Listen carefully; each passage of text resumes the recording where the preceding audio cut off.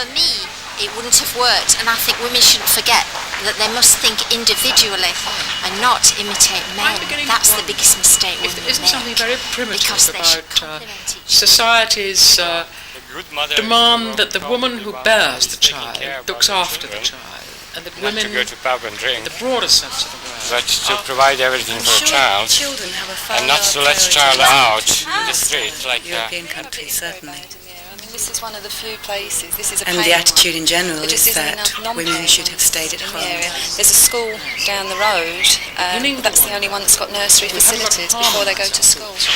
Very, very bad. And perhaps think differently. Instead of saying men should take 50-50 responsibility for child. Financially it wasn't really a major problem that if she did or didn't work. But it was always Belinda's choice. I always thought that she would go back, but I didn't think she'd find not a complete life, but I think she'd be completely happy. A tissue, we all fall down. Now! What do we want? Childcare! When do we want it? Now! What do we want? Childcare! When do we want it? Now! What do we want? Childcare! When do we want it? Now! What do we want? Childcare! When do we want it? Now! What do we want? Childcare! When do we want it? Now! Come on. No! Come on, it's time to get up and get dressed. No! Come on. No! Come on. No! What are we going to do about that? Mummy can't take you into college, can she? No. Well, how's Mummy going to do all her studying? Eh? I don't know. Because I find it difficult when you're about, don't I?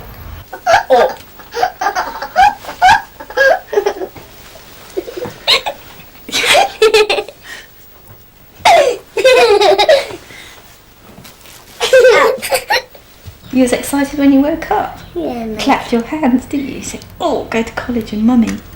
Yeah. No. You went like that, didn't you? Being a mother, it's... I suppose before I had Alex, I wouldn't have given a damn either about childcare.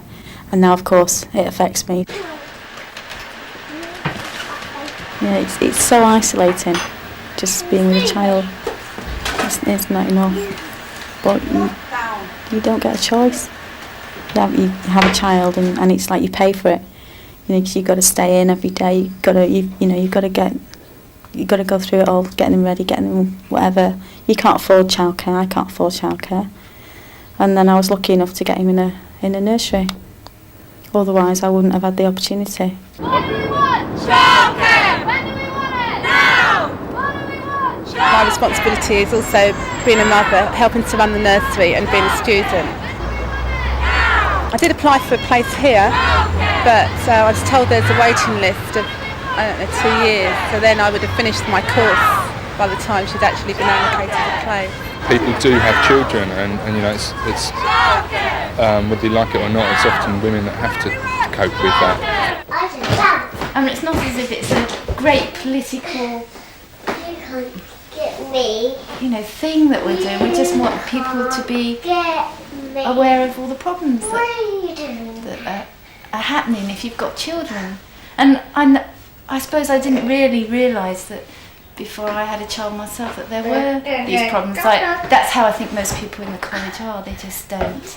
They can't understand what it's like to have a child or to go to work or study. I mean, I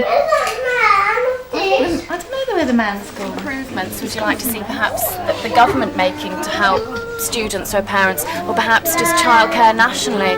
What do people feel that the sort of improvements that could be made? The government's saying all this about parents going back to work and tax relief on money spent on creche places for people at work. I don't see why they can't extend that provision to colleges. We've got over 3,500 students here and an 18-place creche. It's just ridiculous. We've been having these kids in college days. It's about the third one over the year.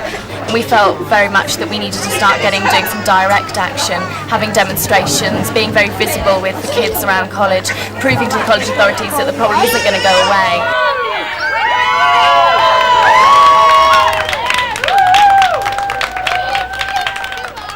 what they've actually said in that equal opportunities policy is that they would like to actually improve their childcare, but they are restricted by a university funding council restriction. Now, we've actually found out this year that that's not true, that the ban has actually been lifted, and there's absolutely nothing to stop them from improving their childcare facilities other than money. Don't you think it's important? No. If people don't see us, then they won't know, will they? What? That there isn't enough childcare. Yeah. They'll think everybody's okay. They won't. Well, They won't. they will. They think everybody's at school and that everybody's okay, and they're not. My family, although they've been very supportive, but they felt Alex was too young, shouldn't leave him. You know, what will it do to him and all this? But I felt that it would be good for him, because I think that the child's isolated as well, which he was. And by going to the nursery at an early age, then he met lots of other people, and I think he mixes well because of that.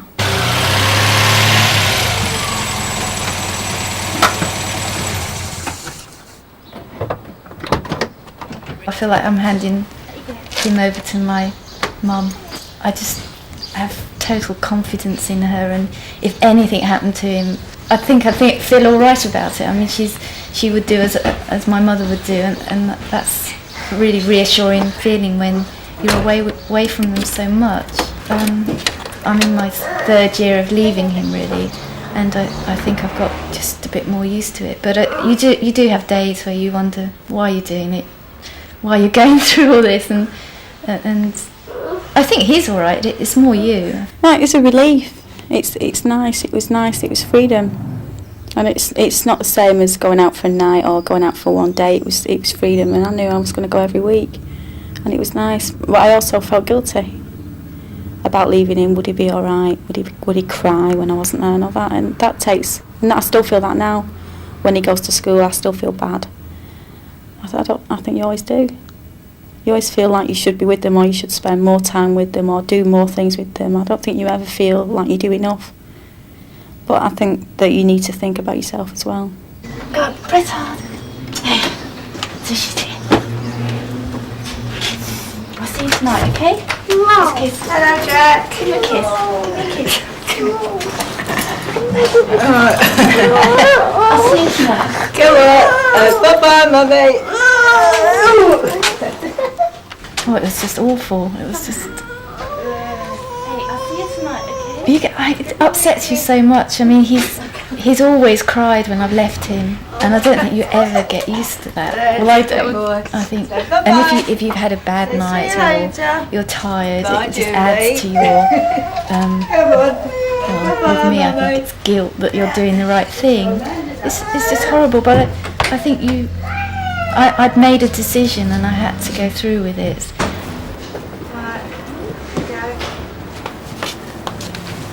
A childminder will be based in the area where the parent lives, so she's local.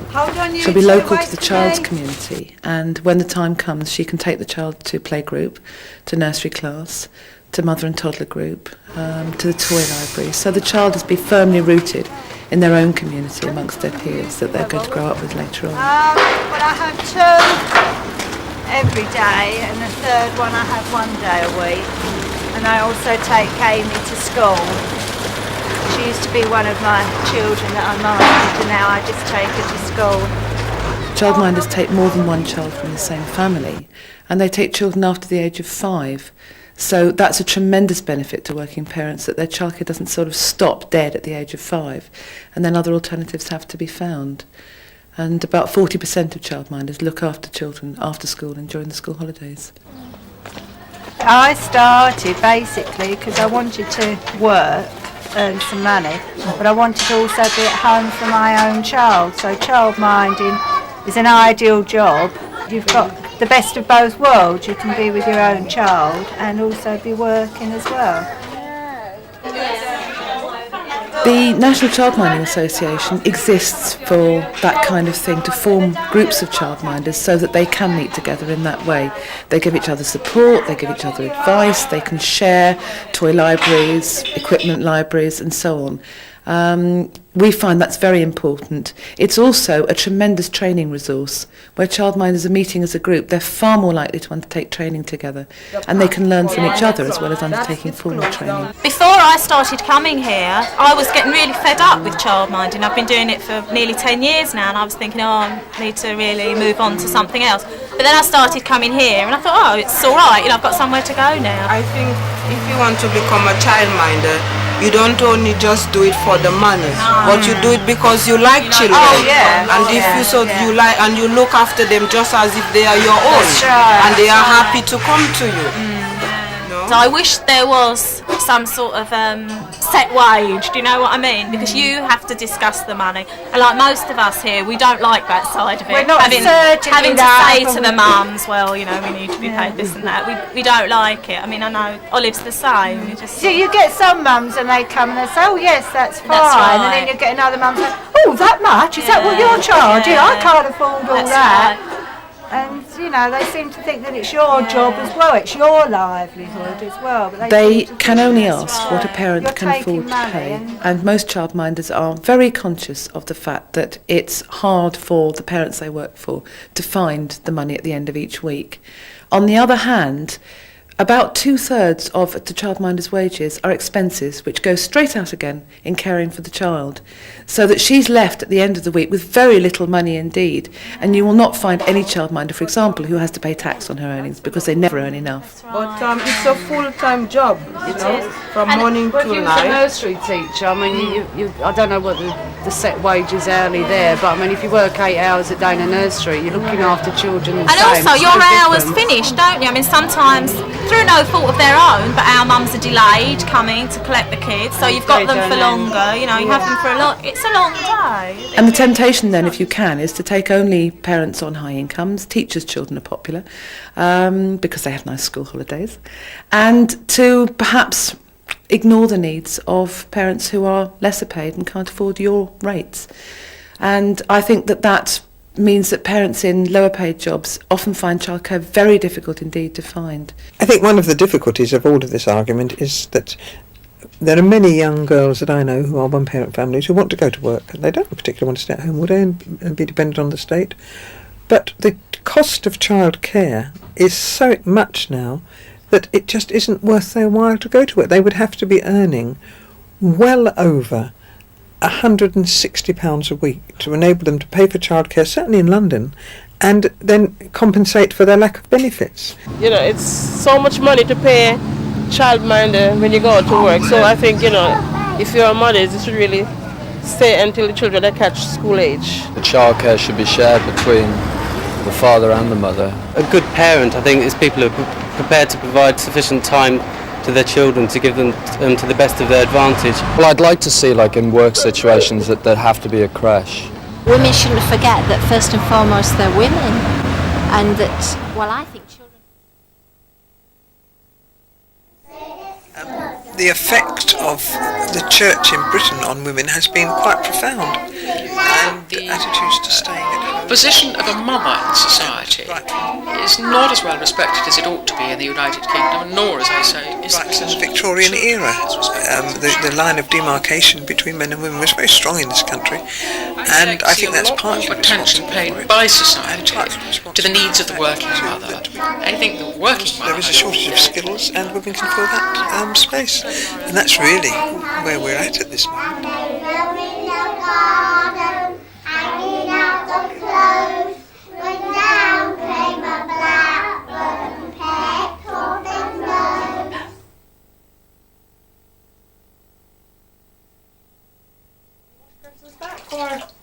No, not on her hair because she doesn't like that too much. Wash her back for her. Again, it was this whole thing about feeling worthwhile. I think that was the main thing.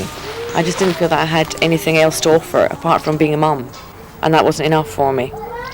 So I went back. But I did find after about 2 or 3 months, that I was feeling less, as though I was contributing less to the partnership.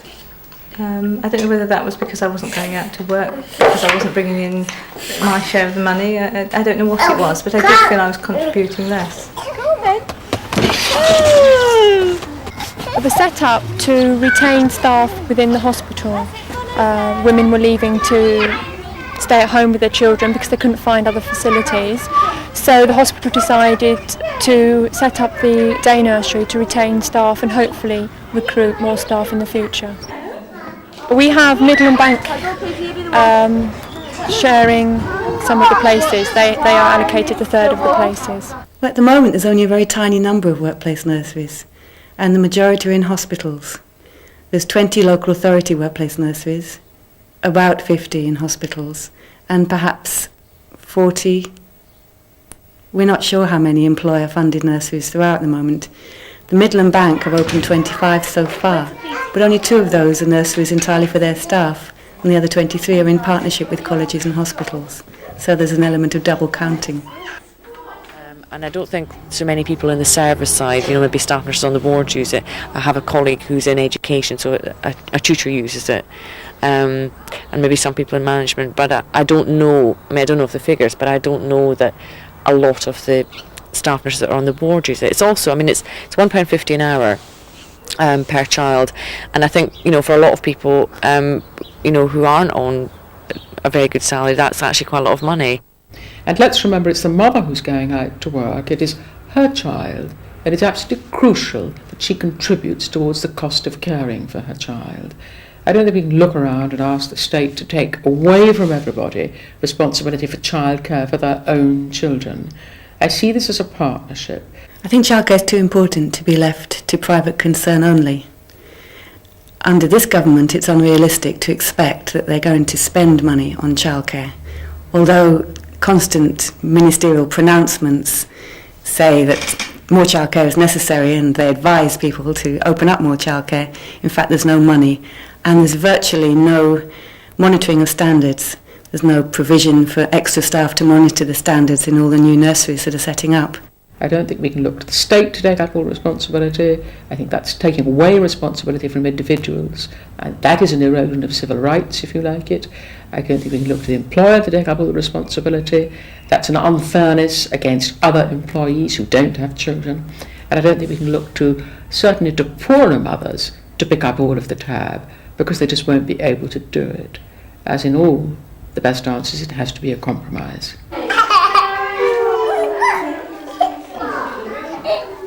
The hospital doesn't subsidise the places. The parents pay a rate each week. In my case, here at the Rainbow Day Nursery, the nurses are charged £60 a week, so we're actually having a subsidy of £25 a week. I see the lifting of the tax on workplace nurseries for those who use it as the first step in a more child-oriented society, given that mothers are now going to work more. And I see this as a partnership between state, the employer and the mother. The tax on workplace nurseries has been lifted to the extent that the employer manages the childcare provision. However, childcare vouchers and allowances still have a tax liability for the parent. And parents who earn £8,500 or more, including the cost of the benefit, are liable for tax on the cost of the childcare voucher. I've said this to one or two colleagues recently, that probably the nursery is the biggest thing that would tie me to the bank. What I'm concerned about is that in a sense it's a bit of a tied cottage, that if you give up your job then your child loses a place at the nursery, and I don't think that's good for children. Neither do I believe that we want a society that gives us a priority nursery places for children whose parents work. Why?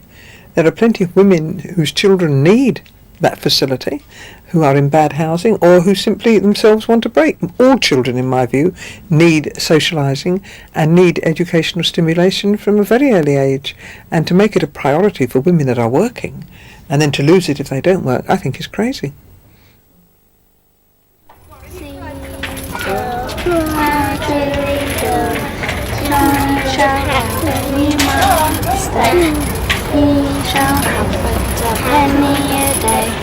Because he can't do any faster. He's a Marjorie dog. Johnny shall have a new master. He shall have but A lot of contractors are setting up who have a purely business background, who have no experience of childcare and who have no qualifications in childcare. And they are seeing it as a source of profit. I don't think this is the way we ought to be going. It's not a business. It's not a money-making racket. And what we're talking about is a child's development, and that ought to be the thing that's at the centre of this whole discussion. He shall have but a penny a day, because he can't do any basket. I have no idea how they're going to make a profit out of childcare, because if you staff it properly and pay your staff adequate wages, there is no way that it's going to be profitable, because childcare is quite expensive. However, having said that, there are a lot of contractors springing up, offering to manage childcare on behalf of employers, and our advice is they're not needed. If there are childcare organisations that can run at a good profit, you then begin to realise that it's not the mass base of mothers that can buy into that service. Far from it. It tends to be highly professional women earning perhaps, very good salaries. So it's very elitist in that sense. It creates a much, much bigger divide.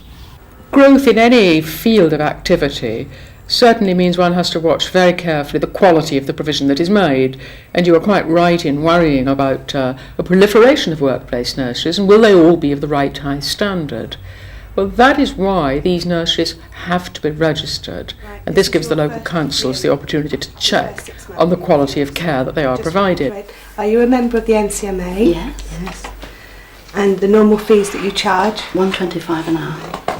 All the guidelines are the same for a creche, a day nursery or a playgroup. So we require all the same things. Obviously it varies from a playgroup to a day nursery, because the day nursery provides full day care, not sessional care. And you've got a fire guard and a stair gate, haven't you? Yes. I saw that as I came in. Yep. And a first aid box? The childminder has to go through the same guidelines as far as having police checks and references and health check. But of course, it's not only the childminder that has to have a police check, it's the husband and anybody else who's living in the house. Clearly that's a very important safeguard for people who are looking after young children. When the Children Act comes into force, then that system will be tightened up a bit, and will include everyone who looks after children up to the age of 8, which it doesn't at the moment, it stops at 5. So that will be an improvement. Turn it over for me. See what happens next, shall we? The regulations are on the vague side at the moment. For instance, the local authority may refuse to register someone if they don't consider that she's a fit person, the childminder. Now, that's quite a difficult phrase to define. We would prefer that phrase to be clearly defined, and for more people to be refused registration in the name of good quality care. Daniel, that was the one Matthew made, my love. You made that one. And every 6 months you're checked.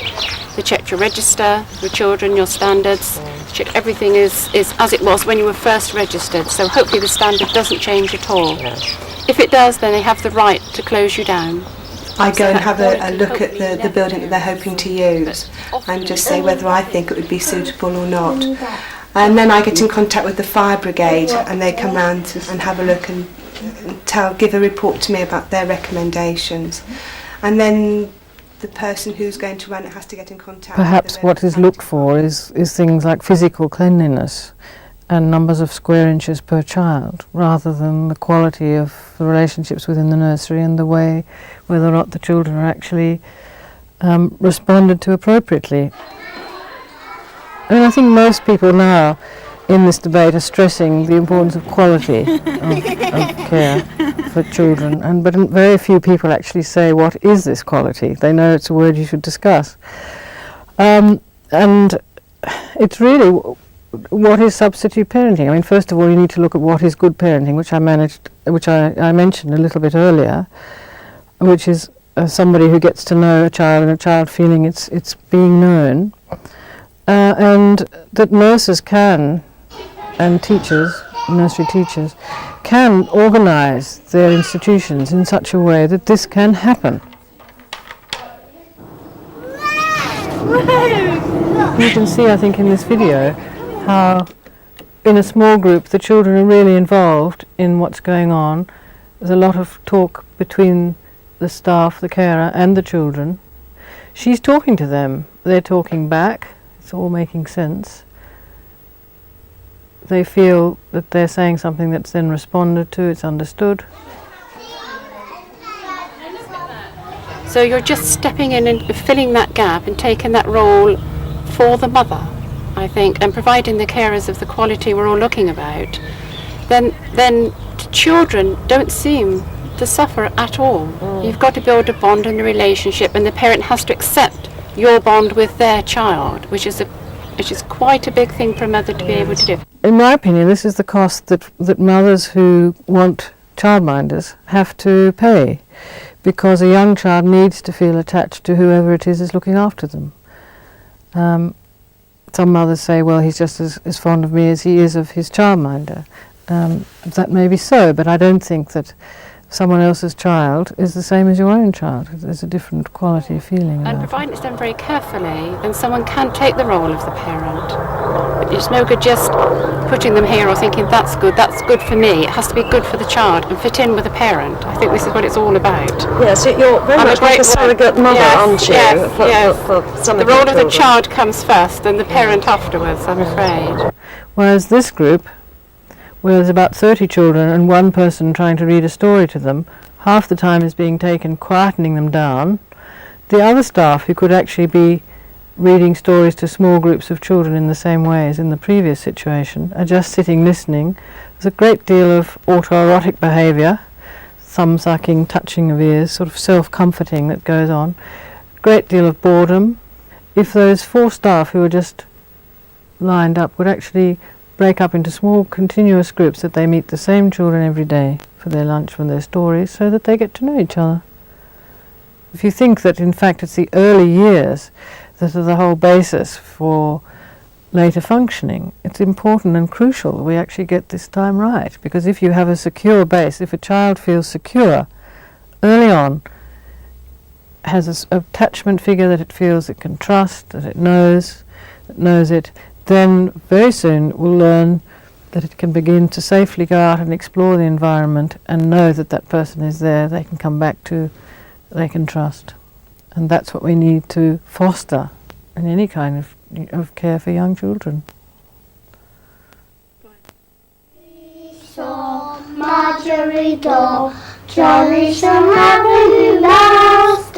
I believe that the future answer to childcare provision and to encouraging working mothers to continue in work and to enhance their job prospects and their career is a partnership between the public and the private sector, and with parental involvement.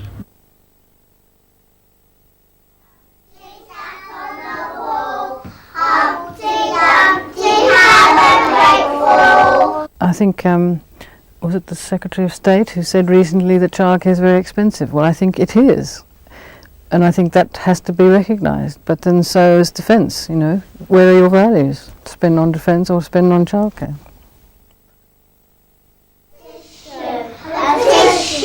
We all fall down. There is a danger that we may be seeing a flash in the pan, which will last only as long as the so-called demographic time bomb lasts, when there are more young people in the workforce in perhaps 5-10 years' time, and married women are not needed in the workplace. It's perhaps easy to see that the government may not be so interested in the provision of daycare. In fact, very little solid support to daycare has been provided. The Children Act talks about regulations and has attempted to tighten up quality, but in terms of actual cash in the hands of those who provide daycare, for instance, local authorities, almost nothing has been provided. And the government's slogan appears to be business will provide. Well, it won't. It hasn't so far.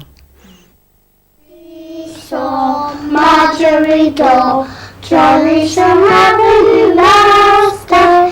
We shall have but a penny a day, because we can't work any faster. So Marjorie Dole, jolly shall have a new master. We shall have but a penny a day, because we can't work any faster.